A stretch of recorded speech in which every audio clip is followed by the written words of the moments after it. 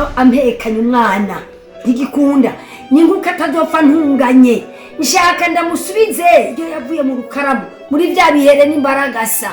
rero ushatse ndakubwiye asha nzokora igishoboka cyose utumukomeshe mugisha uhenze n'agahenze acana ibintu byose nzofa nibagiye ikibi bakunda dukoresha kandi bavuga ngo umurozi nkuriza umwana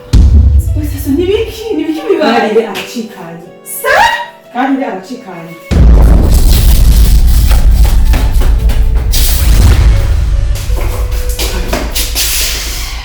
hanyuma kandi ngutambana n'umukeba nakubita urugohe tuzabwira abayigaho kandi yapfuye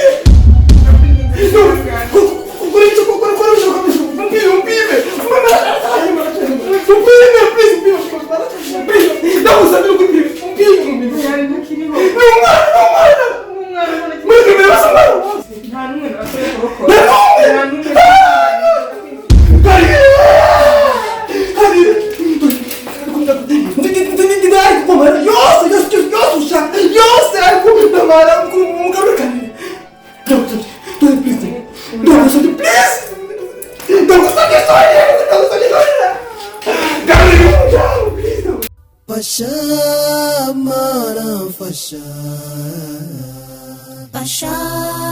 kwihangana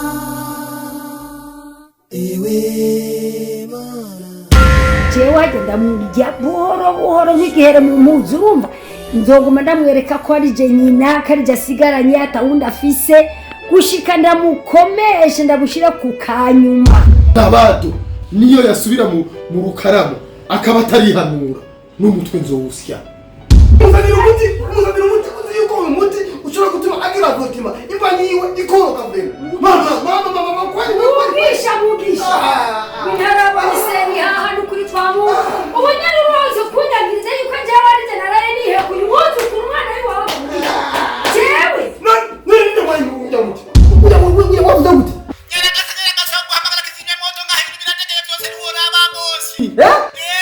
yatwitswe bibasha niba nomenya umuntu yabikoze ashira umusororera kabisa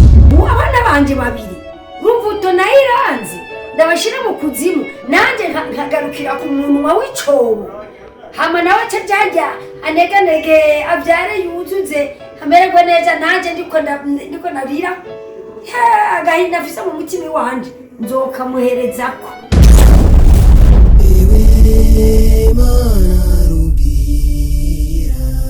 Fasha kwihangana